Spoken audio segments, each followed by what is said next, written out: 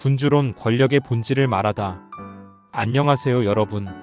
상과 사람의 본질을 깊이 있게 들여다보는 행복한 그로서 채널입니다. 오늘은 조금 도발적이고 또 현실적인 책 한 권을 소개해 드리려고 합니다. 바로 니콜로 마키아벨리의 군주론입니다. 이 책은 목적은 수단을 정당화한다는 말로 잘 알려져 있죠. 하지만 실제로는 훨씬 더 깊고 복잡한 권력과 인간 본성에 대한 통찰이 담겨 있는 책입니다. 1. 군주론, 왜 지금 읽어야 할까? 군주론은 500년 전에 쓰인 책인데도 지금까지 회자되는 이유는 분명합니다. 권력의 본질은 시대가 변해도 똑같기 때문입니다. 조직, 정치, 비즈니스, 우리가 살아가는 모든 구조 속에서 리더는 어떻게 행동해야 할지 고민하게 되죠. 마키아벨리는 그런 리더에게 냉정한 조언을 해줍니다. 현실을 직시하라. 이상이 아닌 현실을 다스려라. 2. 사랑받는 것보다 두려움의 대상이 되어라. 책에서 가장 유명한 문장이죠. 사랑받는 것보다 두려움의 대상이 되는 것이 더 낫다. 이 말은 오해하기 쉽지만 마키아벨리는 이렇게 말합니다. 사람은 감정에 따라 쉽게 변하고 사랑은 조건적이다. 하지만 두려움은 통제를 가능하게 만든다. 즉 리더가 규율을 세우고 조직을 보호하기 위해선 때때로 냉정하고 단호해야 한다는 겁니다. 너무 착한 리더는 오히려 무시당합니다. 그러나 잔인한 리더는 반감을 삽니다. 이 사이에서 균형을 잡는 것, 그게 진짜 리더십입니다. 3. 사자의 용맹과 여우의 교활함. 마키아벨리는 리더는 사자의 힘과 여우의 지혜를 모두 가져야 한다고 말합니다. 사자는 정면 승부, 강한 통제력을 상징합니다. 여우는 숨어있는 위기를 감지하고 속임수와 외교술로 대응하는 존재죠. 이 말은 리더가 단순히 강하기만 해서는 안 되고 상황에 따라 유연하고 전략적으로 움직일 수 있어야 한다는 뜻입니다. 예를 들어 기업 리더라면 위기 상황에서는 사자의 과감한 결단이 필요하지만 사람을 움직일 때는 여우처럼 조용히 설득하고 관계를 만들어야 하죠. 4. 은혜보다 이익이 오래간다. 마키아벨리는 인간의 본성에 대해 이렇게 말합니다. 사람은 자신에게 해를 끼친 사람보다 은혜를 준 사람을 더 쉽게 배신한다. 무슨 뜻일까요? 우리는 보통 잘해준 사람에게 충성할 것이라 믿지만 실제로는 이익이 사라지는 순간 그 관계도 무너진다는 겁니다. 그래서 리더는 인간관계를 감정이 아니라 구조와 원칙으로 만들어야 한다고 말합니다.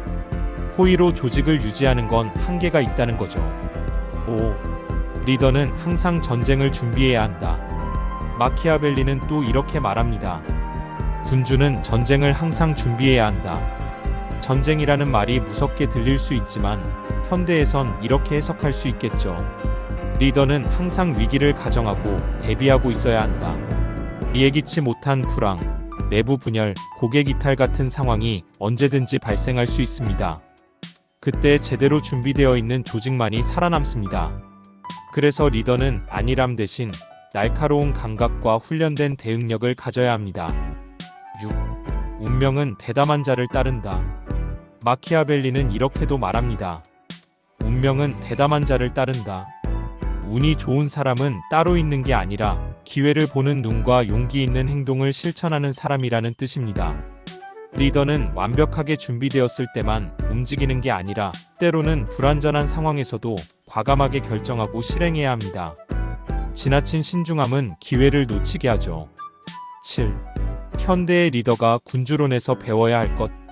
군주론은 단순히 권력욕을 부추기는 책이 아닙니다. 현실에서 도덕과 권력 사이에서 어떻게 균형을 잡을 것인가, 인간의 본성과 정치, 조직의 원리를 어떻게 다뤄야 할 것인가에 대한 깊은 질문을 던지는 책입니다. 우리는 때때로 이상만 줬다가 현실에 부딪힙니다. 또 너무 현실에 치우치면 신뢰를 잃기도 하죠. 이 책은 그 사이에서 균형을 잡는 힘을 길러줍니다. 마무리. 여러분, 리더란 무엇일까요? 그저 권력을 가진 사람이 아니라 어떻게 그 권력을 지혜롭게 사용할지를 아는 사람입니다. 군주론은 오늘날 리더들에게 혹은 리더가 되고 싶은 사람들에게 진짜 중요한 질문을 던져주는 책입니다. 오늘 영상이 도움이 되셨다면 구독과 좋아요, 알림 설정 부탁드립니다. 더 많은 삶의 통찰과 책 이야기로 다시 찾아뵙겠습니다. 지금까지 행복한 그로서 채널이었습니다. 감사합니다. 안녕하세요 여러분, 행복한 그로서입니다. 이 채널은 우리가 매일 바쁘게 살아가면서도 놓치기 쉬운 삶의 지혜를 고전과 철학 속에서 함께 찾아보는 공간이에요. 작은 깨달음이 우리의 하루를 조금 더 행복하게 만들 수 있다고 믿습니다. 오늘은 제가 정말 아끼는 책 마르쿠스 아우렐리우스의 명상록 이야기를 나눠보려 합니다. 로마 제국의 황제이자 철학자였던 그는 전쟁터와 혼란 속에서도 늘 자신을 다스리기 위해 이 글들을 썼어요. 그런데 신기하게도 2000년이 지난 지금도 우리의 마음을 어루만져 줍니다. 오늘 영상에서는 명상록에서 건져 올린 5가지 지혜를 함께 살펴보고 그 가르침을 우리가 일상에서 어떻게 실천할 수 있을지 이야기 나눠보겠습니다. 1부, 삶과 죽음에 대한 통찰. 아우렐리우스는 늘 죽음을 곁에 두고 생각했습니다. 그는 이렇게 말했죠. 죽음을 두려워하지 말라. 두려워해야 할 것은 제대로 살아보지 못하는 것이다. 우리는 보통 죽음을 피하려 합니다. 하지만 죽음은 누구에게나 오죠. 중요한 건 죽음을 떠올릴 때 오히려 삶이 더 소중해진다는 사실이에요. 예를 들어 오늘이 마지막 날이라고 생각해 본 적 있으신가요? 그렇게 마음을 바꾸면 미뤄뒀던 일들이 눈앞에 보입니다. 연락해야 할 사람, 전해야 할 감사, 그리고 지금 당장 해야 할 작은 실천들 말이죠. 아우렐리우스는 말합니다. 천년만년 살 것처럼 행동하지 마라. 살아있는 동안 선하게 살아라. 죽음을 의식하는 건 무섭게 살라는 게 아니라 더 충실히 살라는 가르침입니다. 마음과 평정심. 두 번째 교훈은 바로 마음 다스림이에요. 그는 이렇게 말합니다. 외부의 사물들이 그대를 괴롭힐 수는 없다. 오직 그대 자신의 생각만이 그대를 괴롭힐 뿐이다. 회사에서 누군가 나에게 불친절하게 대했다고 해볼까요? 그 말 한마디가 나를 괴롭히는 건 아닙니다. 나는 무시당했어. 나는 인정받지 못해 라고 생각할 때 고통이 커지는 거죠. 아우렐리우스는 사건은 그저 사건일 뿐이라고 말합니다. 거기에 의미를 붙이고 해석하는 건 우리 자신이에요. 그래서 평정심은 외부가 아니라 내 안에서 찾을 수 있습니다. 3부, 덕과 올바른 삶. 세 번째는 덕과 올바른 삶에 관한 교훈입니다. 황제였던 그가 강조한 건 권력도 명성도 아닌 바로 덕이었어요. 그는 이렇게 말합니다. 선행을 베풀 때만이 진정한 기쁨을 얻는다. 우리는 자주 성과나 남의 인정에 집착합니다. 하지만 그는 결과보다 과정 그리고 의무를 중시했습니다. 예를 들어 학생은 좋은 성적보다도 공부 과정에서 정직하게 임하는 것이 중요합니다. 직장인은 승진보다도 맡은 일을 성실히 해내는 것이 더 큰 의미를 가지죠. 덕이란 거창한 게 아닙니다. 작은 배려, 작은 정직, 작은 선행이 결국 우리 삶을 빛나게 합니다. 4부, 타인과의 관계. 네 번째 교훈은 타인과의 관계예요. 아우렐리우스는 말합니다. 최고의 복수는 상대를 닮지 않는 것이다. 누군가 나쁘게 대했을 때 똑같이 되갚아주고 싶은 마음 누구나 있죠. 하지만 그렇게 하면 나도 그 사람과 같은 사람이 되는 겁니다. 진짜 강함은 분노와 보복을 넘어서서 내 품위를 지켜내는 데 있습니다. 또 그는 말합니다. 인간은 사회적 동물이다. 타인에게 해를 끼치지 않고 가능한 한 도움을 주는 것이 우리의 본래 목적이다. 결국 우리는 혼자가 아니라 함께 살아가는 존재입니다. 서로 돕고 서로 지켜주는 것이 인간다운 삶이라는 것이죠. 5부, 현재를 사는 지혜. 마지막 5번째 교훈은 현재에 집중하는 것입니다. 아우렐리우스는 이렇게 기록했습니다. 과거는 내 것이 아니고 미래는 아직 오지 않았다. 오직 현재만이 네가 가질 수 있는 시간이다. 우리는 자주 과거의 후회에 묶이거나 미래의 불안 속에 빠집니다. 하지만 과거는 이미 지나갔고 미래는 아직 오지 않았어요. 실제로 우리가 붙잡을 수 있는 건 오직 지금 이 순간뿐입니다. 예를 들어 운동을 시작하고 싶을 때 내일부터 해야지라고 미루면 내일은 또 오지 않습니다. 하지만 지금 당장 5분이라도 움직이면 그건 현재를 사는 거예요. 아우렐리우스는 이렇게 권합니다. 오늘이 마지막 날인 것처럼 살아라. 그렇게 살면 시간은 결코 낭비되지 않습니다. 오늘 행복한 그로서와 함께 명상록 속 5가지 교훈을 살펴봤습니다. 죽음을 두려워하지 말고 현재에 충실하라. 외부가 아니라 마음을 다스려 평정심을 얻어라. 덕과 올바른 삶을 실천하라. 타인을 닮지 말고 공동체적 존재로 살아라. 과거나 미래가 아닌 지금 이 순간에 집중하라. 명상록은 단순한 고전이 아닙니다. 혼란스러운 세상 속에서 우리가 어떻게 마음을 지키고 살아갈지를 알려주는 안내서예요. 여러분, 오늘 하루는 어떤 마음으로 살아가시겠습니까? 이 영상이 여러분의 하루의 작은 울림이 되었기를 바랍니다. 저는 행복한 그로서였고요. 앞으로도 철학과 고전 속 지혜를 함께 나누며 우리 모두가 조금 더 단단하고 행복해지길 바랍니다.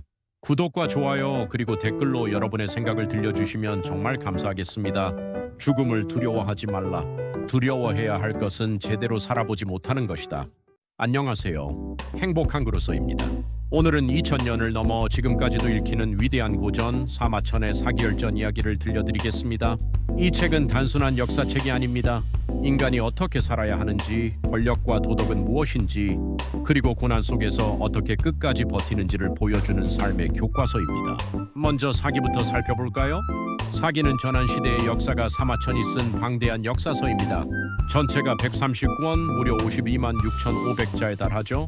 구성은 봉기, 표, 세가, 열전 이렇게 5부분인데요.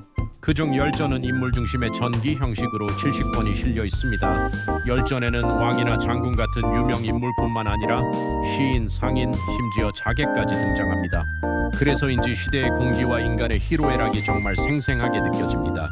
그렇다면 이 사기열전을 쓴 사마천은 어떤 사람이었을까요? 그의 인생은 평탄하지 않았습니다. 아버지 사마담이 유언으로 반드시 역사서를 완성하라는 말을 남기자 그는 10살 때부터 고문을 배우고 전국을 돌며 역사 현장을 직접 답사했습니다. 그런데 인생의 한가운데서 엄청난 시련이 찾아옵니다.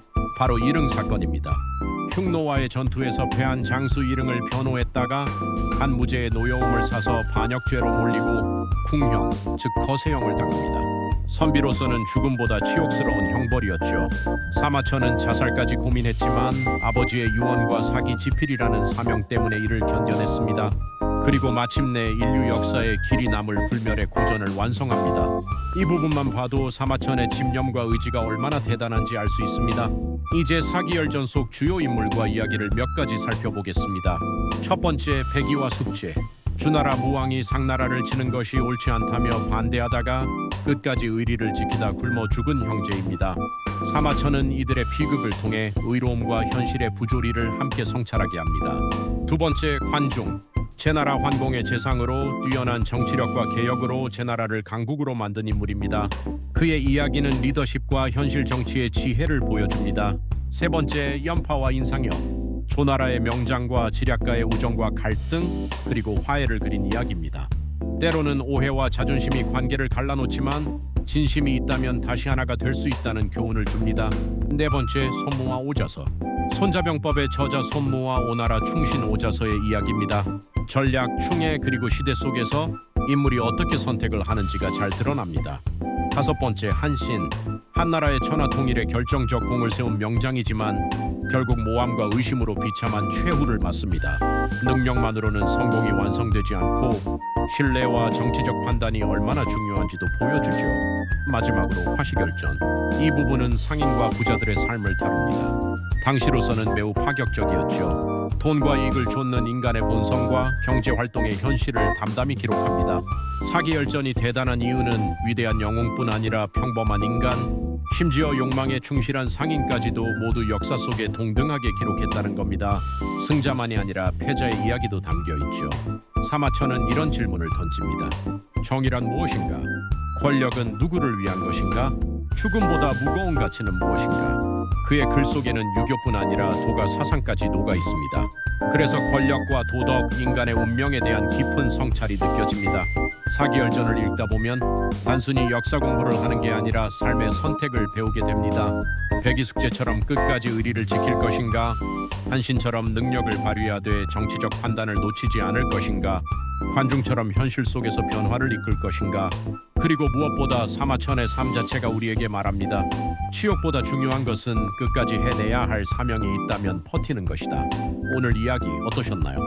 사기열전은 방대한 역사서이지만 그 속에는 지금을 사는 우리에게 필요한 리더십, 관계 선택, 그리고 버팀의 지혜가 가득합니다. 고전이 오래 살아남는 이유는 그 안에 시대를 넘어선 진리가 있기 때문이죠. 저는 사기열전을 읽을 때마다 사마천이 궁형의 치욕을 견디며 썼을 그 한 줄 한 줄이 얼마나 절실했을지 상상하게 됩니다. 그래서 이 책은 단순한 역사서가 아니라 한 인간이 목숨 걸고 남긴 인생의 기록이라고 생각합니다. 오늘도 끝까지 들어주셔서 감사합니다. 저는 행복한 그로서였고요. 다음 시간에도 삶의 영감을 주는 이야기로 찾아오겠습니다. 여러분, 로마는 하루아침에 이루어지지 않았습니다.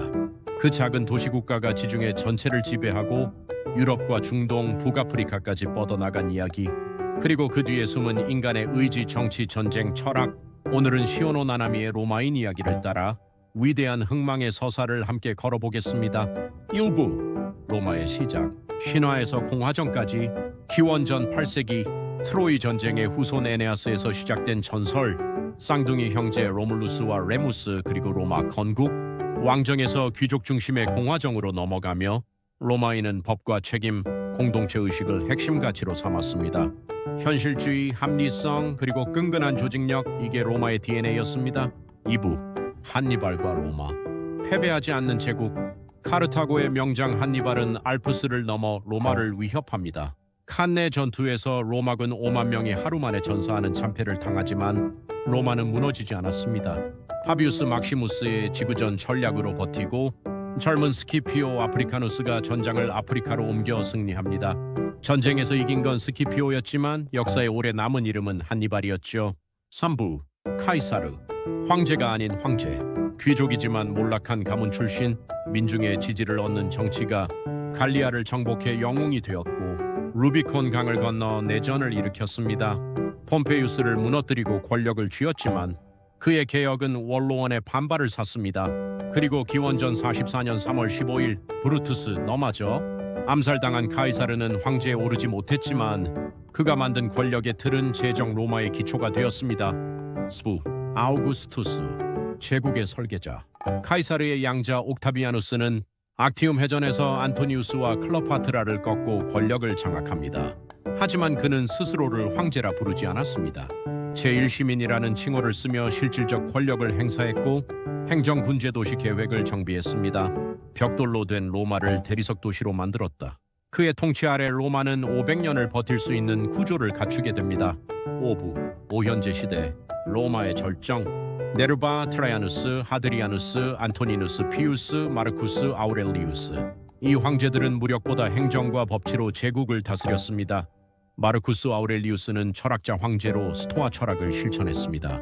하지만 영광의 시대도 끝이 있습니다. 이민족 침입과 내전, 경제 위기 속에서 로마는 조금씩 균열을 보이기 시작합니다. 와부, 기독교와 변방의 위협. 기독교는 박해 속에서도 퍼져나가고 콘스탄티누스 대제에 의해 공인됩니다.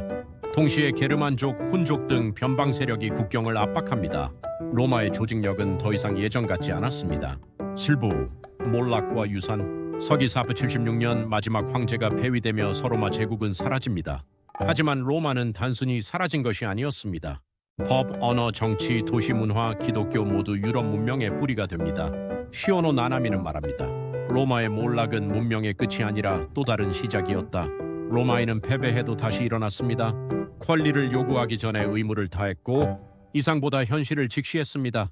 로마인 이야기는 과거의 기록이 아니라 지금과 미래를 살아가는 우리에게 던지는 질문입니다. 당신의 로마는 무엇인가? 그리고 그 로마를 지키기 위해 당신은 어떤 선택을 하시겠습니까? 손자병법 현대판 전략서. 여러분, 2500년 전 한 사람이 쓴 책이 지금까지도 전 세계 경영자, 정치인, 스포츠 감독, 심지어 군사학교에서까지 필독서라는 거 믿으시겠어요? 그 책이 바로 손자병법입니다.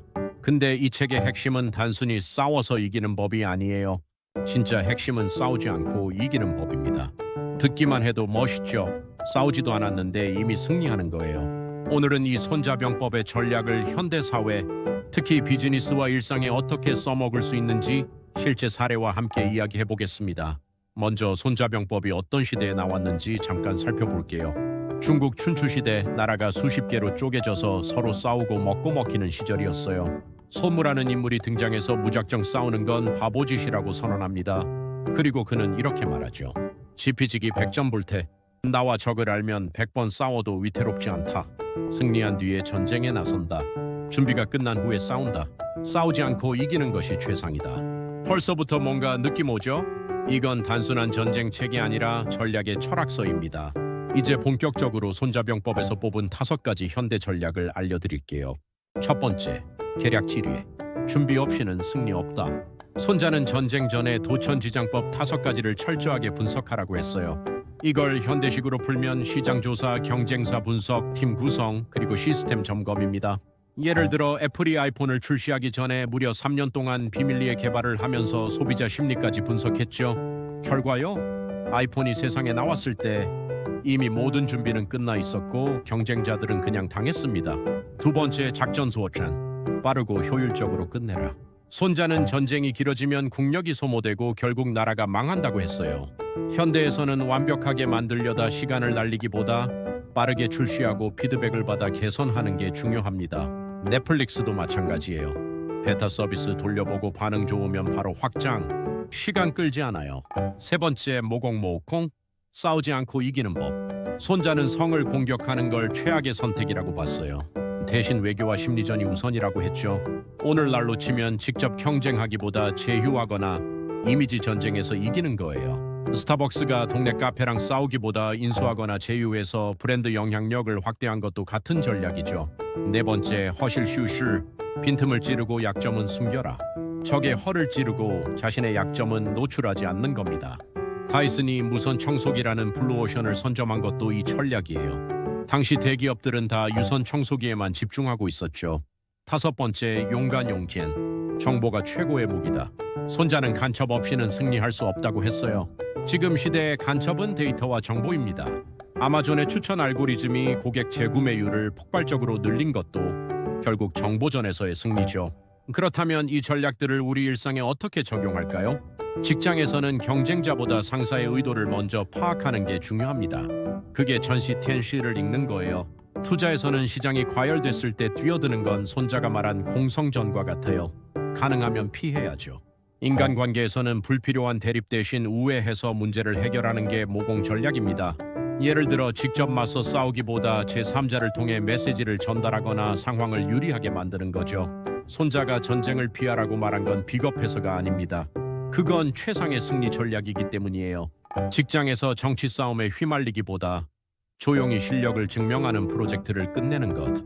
이게 진정한 싸우지 않고 이기는 법입니다. 결국 손자병법의 본질은 이거예요. 최소한의 희생으로 최대의 이익을 얻는 것. 싸우지도 않았는데 이미 판을 장악해버리는 거죠. 다음에 중요한 결정을 내려야 할 순간이 온다면 한번 손자의 지혜를 떠올려 보세요. 그 순간 당신은 이미 반은 이긴 겁니다. 이상 행복항으로서였습니다. 도움이 되셨다면 좋아요와 구독, 그리고 댓글로 여러분의 생각도 나눠주세요. 감사합니다. 관자, 상대에게 이익을 주는 전략 현대 적용법. 안녕하세요, 행복항그로서입니다. 오늘은 고대 중국 실용 정치학의 거장 관자의 전략을 현대 관점에서 풀어보려 합니다. 관자의 핵심은 아주 단순해요. 바로 상대에게 이익을 줘야 나도 이롭다. 다시 말해 리리렌 리지입니다. 이 말은 단순한 도덕적 이상이 아니라 실용적인 전략이에요. 오늘 영상에서는 관자의 사상을 현대 비즈니스, 인간관계, 리더십, 심지어 정치까지 적용하는 방법을 알려드릴게요. 1. 관자의 핵심 정신. 관자는 기원전 7세기 제나라의 재상으로 나라를 다스렸습니다. 그는 항상 이렇게 강조했어요. 자신의 이익만을 탐하면 오래가지 못한다. 상대의 이익을 먼저 도모하면 나의 이익도 따라온다. 쉽게 말해 먼저 주고 그 다음에 받는 전략이죠. 현대에서는 고객, 직원, 협력사 누구에게나 적용할 수 있습니다. 이 핵심 적용 원칙 5가지. 이익은 나누어야 한다. 관자는 백성들에게 부를 나누지 않고서는 나라를 강하게 만들 수 없다고 했습니다. 현대 경영에서는 이 공유제, 복지, 협력적 이윤 분배와 비슷해요. 예를 들어 삼성전자의 협력사 상생 펀드도 관자의 정신을 따른 사례라고 볼 수 있습니다. 협력사가 잘 되어야 회사도 오래갑니다. 먼저 베풀어라 선의 후 신뢰. 관자는 말했습니다. 백성이 이익을 보면 군주에게 복종하고 이익을 잃으면 떠난다. 즉 신뢰는 상대가 먼저 이익을 체감할 때 생긴다는 거예요. 현대 마케팅으로 보면 무료 콘텐츠 제공, 체험판, 고객 혜택이 여기에 해당합니다. 먼저 가치를 주어야 관계가 지속될 수 있죠. 전략적으로 이익을 설계하라. 단순한 희생이 아니라 정확한 계산과 타산이 필요합니다. 관자는 이렇게 말했습니다. 민을 이롭게 하면 나라가 흥하고 민을 해치면 나라가 망한다. 현대적으로 보면 ESG 경영, 착한 기업 전략, 윤리적 소비가 이에 해당합니다. 상대가 잘 되어야 나도 오래 갈 수 있다는 계산이 핵심이에요. 이익을 계산할 줄 아는 지혜. 관자는 강조했습니다. 감정이 아니라 현실 감각과 정세 판단이 필요하다고요. 현대적으로는 AI, 빅데이터를 활용해 고객이 진짜 원하는 혜택을 찾아 제공하는 것이죠. 이것이 바로 관자가 말한 실용적 리더십입니다. 군자는 이익을 숨기지 않는다. 관자는 이익을 추구하는 걸 부끄러워하지 말라라고 했어요. 단 중요한 건 그 이익이 모두에게 이롭도록 설계되었는가입니다. 현대식 슬로건으로 바꾸면 이렇게 되죠. 상대가 이득을 봐야 나의 이득도 자연스럽다. 3. 관자의 대표편에서 배우는 전략. 형법. 공정한 법과 이익 분배. 법은 누구에게나 공정해야 민심을 얻습니다. 현대 조직에서는 성과급, 보너스, 승진 기준이 불명확하면 내부 갈등이 생기죠. 이익이 공정하면 백성은 따르고 편파적이면 반드시 등 돌린다. 경중, 물자와 이익의 균형, 국가의 부는 균형에서 나옵니다. 기업에서도 특정 팀만 보상받으면 조직 전체가 흔들립니다. 환자는 이렇게 말했죠. 가벼움과 무거움을 조정해 백성의 삶을 안정시켜라. 치구, 실익 설계가 나라를 지킨다. 감정이나 도덕보다 백성이 실제로 이익을 체감해야 나라가 유지됩니다. 현대 정치나 조직 운영에서도 체감 가능한 성과가 핵심입니다. 활법, 백성을 부유하게 해야 군주가 강하다. 통치자는 먼저 백성을 부유하게 만들어야 자신도 부유해질 수 있습니다. 현대 조직에서는 하위 직원에게 기회를 주고 수익 배분을 확대하는 방식이죠. 1인 기업이나 유튜버도 고객에게 실질적 가치를 제공해야 성장합니다. 4. 현대적 실천 지침 5가지. 전략관자의 조언 현대 실천법. 1. 선의 후 신뢰 먼저 이익을 줘야 신뢰가 생긴다. 무료 콘텐츠, 친절한 서비스. 이익의 공정성 공정한 보상이 백성을 살린다. 성과급, 평가제도 투명화. 3. 이익에 분산한 사람만 부유하면 모두 불안협법 문화 팀 단위 보상. 4. 체감 가능한 실익 백성은 실제로 이득을 원한다. 눈에 보이는 혜택, 리워드. 5. 이익을 설계하라. 도덕보다 시스템이 이익을 만든다. 전략적 제도 설계, ESG 복지. 5. 관자의 통찰을 담은 현대 슬로건. 상대가 이득을 봐야 나의 이득은 자연스럽다. 당신이 얻은 만큼 고객은 무엇을 얻었습니까? 백성의 부는 군주의 힘이다. 직원의 성공이 리더의 성공이다. 먼저 주는 사람이 천하를 가진다. 샥든 마무리. 관자는 단순한 도덕서가 아닙니다. 그는 실리, 전략, 경제, 인간 심리의 본질을 꿰뚫은 실용 정치가였죠. 오늘날에도 그의 원칙, 상대를 이롭게 하라. 먼저 주는 사람이 얻는다는 전략은 비즈니스, 인간관계, 조직 운영, 심지어 정치까지 그대로 적용할 수 있습니다.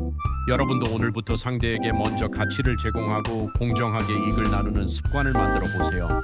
분명 오래가고 안정적인 성공으로 돌아올 거예요. 행복한 그로서 채널은 앞으로도 삶과 일, 인간관계에서 실용적이고 행복한 전략을 전해드릴게요. 좋아요와 구독, 알림 설정도 잊지 마세요. 변경 인재 선발과 조직 문화, 사람 중심의 선순환 구조.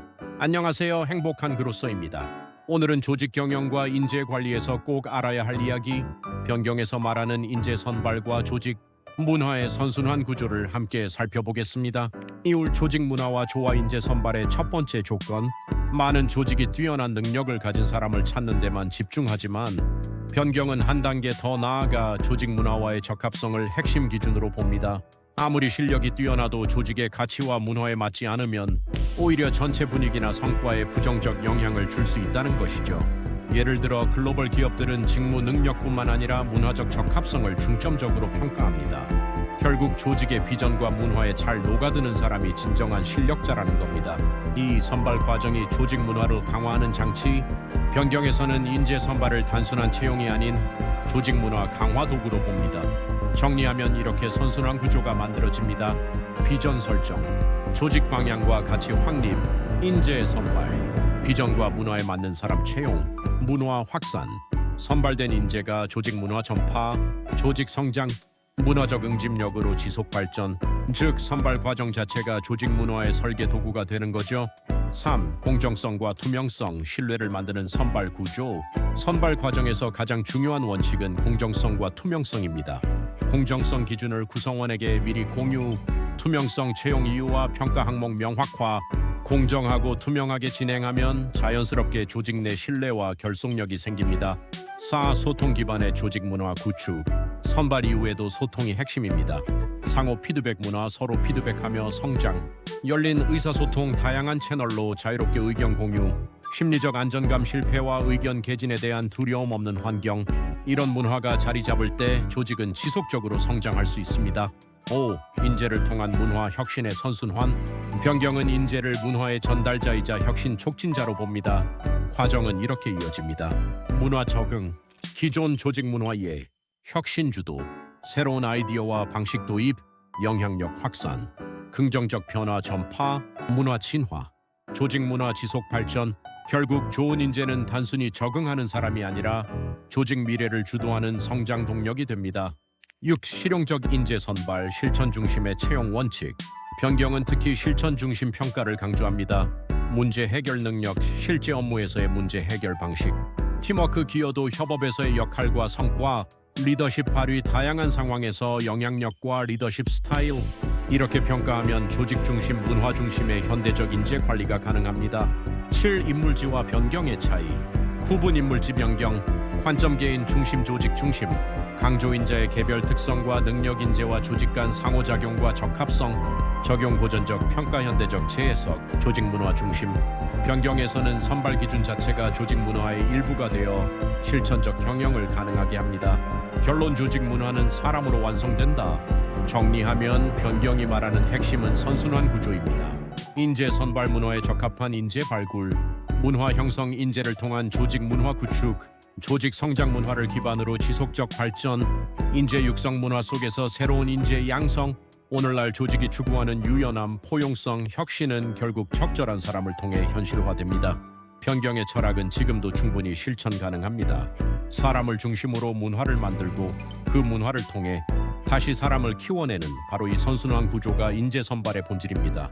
오늘 영상이 조직 문화와 인재 관리에 대해 새로운 시각을 주었다면 좋아요와 구독 잊지 마시고 댓글로 여러분 생각도 공유해 주세요. 저는 행복한 그로서였습니다. 다음 영상에서 또 만나요. 소설 제갈공명 상학원 이야기. 안녕하세요.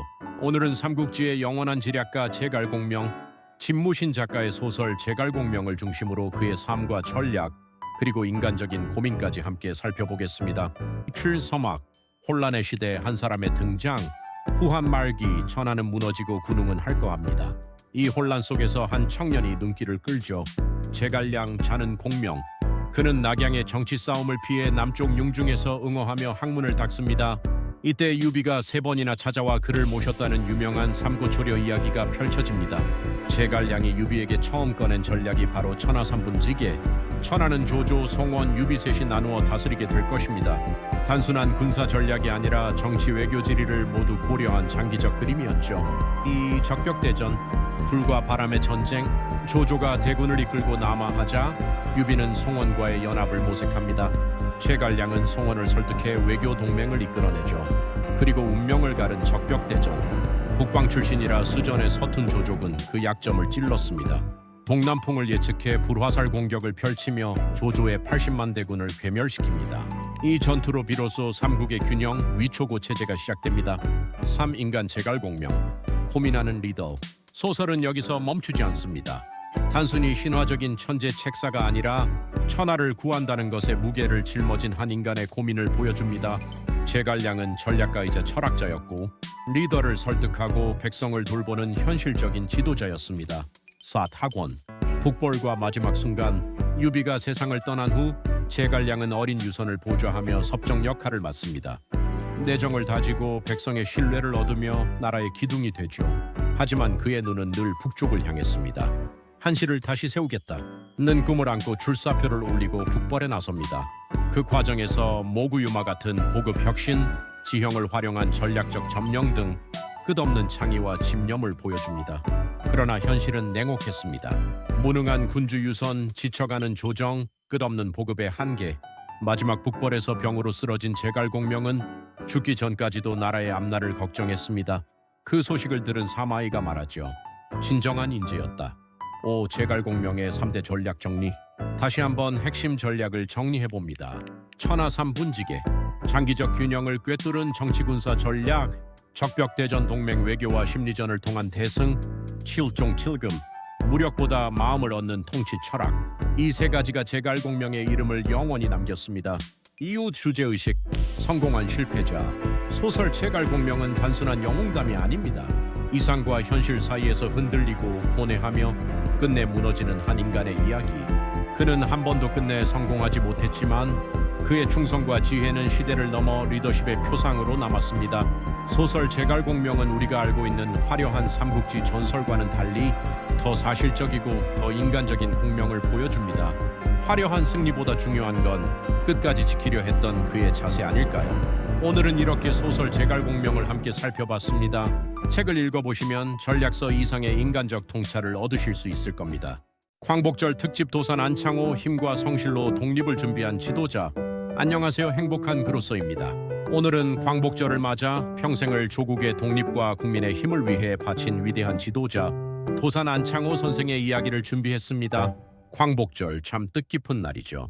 그러나 광복절은 단순히 일본에서 해방된 날이 아니라 그날을 맞이하기까지 수많은 사람들이 흘린 땀과 눈물 그리고 포기하지 않은 의지를 기억하는 날이기도 합니다.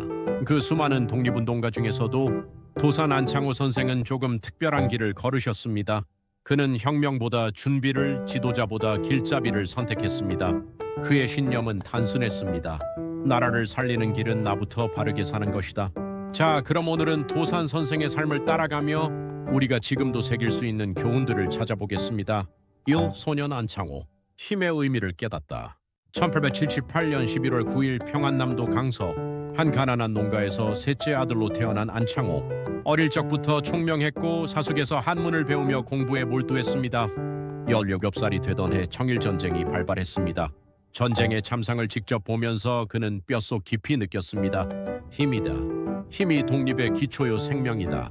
그가 말한 힘은 총과 칼이 아니었습니다. 국민이 도덕 있는 국민이 되고 지식 있는 국민이 되고 단합하는 국민이 되어 정치, 경제, 군사적으로 남에게 멸시받지 않는 것, 그것이 힘이다. 그 힘을 만드는 방법은 무엇이었을까요? 그는 결론을 내립니다. 국민 중에 덕이 있고 지식이 있고 애국심이 있는 개인이 많아져야 한다. 그리고 그 첫 번째 사람이 내가 되어야 한다. 이 미국 유학과 신용의 철학. 22세가 되던 해 그는 천군의 뜻을 품고 미국으로 향합니다. 목적은 학업이었지만 당시 조선 청년이 낯선 땅에서 공부만 할 수는 없었죠. 그는 생계를 위해 노동을 하면서도 한인 동포들의 단합을 위해 힘씁니다. 샌프란시스코에서 열린 대한인국민회 중앙회 총회. 도산은 총회장으로 선출됩니다. 그리고 동포들에게 이렇게 말합니다. 한국인의 상점은 믿을 수 있어야 한다. 한국인 노동자는 믿고 일을 맡길 수 있어야 한다. 한국인의 약속은 반드시 지켜져야 한다. 그는 이것을 독립의 자본이라고 불렀습니다. 독립운동도 산업발전도 결국은 신용과 신뢰에서 시작된다는 겁니다. 3회 신민회와 청년하구회. 1907년 그는 귀국 후 양기 탁신체호와 함께 비밀결사 신민회를 조직합니다. 목표는 4가지.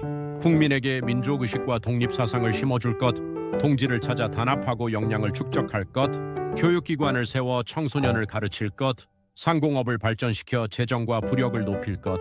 같은 시기 그는 청년하구회를 세웁니다. 청년들에게 가르친 6가지 덕목은 이렇습니다. 무신, 역행, 충의, 용감, 인격 수양, 그리고 기술 습득. 도산은 학생들에게 이렇게 말했습니다. 죽더라도 거짓이 없으리라. 이것이 그가 바라본 진짜 인격자의 모습이었습니다. 4. 망명과 상하이 임시정부. 1907년 군대 해산, 1909년 안중근 의사의 이토 히로부미 처격. 하지만 일본의 통치는 더욱 강해졌습니다. 도산은 체포와 감시 속에서 결심합니다. 우리 애국자에게 남은 길은 오직 하나, 눈물을 먹고 힘을 길러 장례를 준비하는 것이다. 그는 상하이로 망명합니다. 그곳에서 신한청년단을 조직해 임시정부 수립의 밑거름을 만듭니다. 임시정부 내무총장에 취임한 뒤에도 스스로를 드러내기보다 재외동포의 단결과 산업력 증진을 목표로 차근차근 일을 추진했습니다. 5. 기회와 실력에 대한 철학. 도산은 기회와 실력의 관계를 이렇게 정의했습니다. 기회를 엿보는 것은 실력이 있는 자가 하는 일이다. 실력이 없는 자에게는 어떤 호기도 기회가 되지 않는다. 그래서 그는 독립운동을 마치 장기전처럼 준비했습니다. 한 세대, 2세대가 걸리더라도 독립의 날에 준비된 국민이 서 있어야 한다는 것이죠.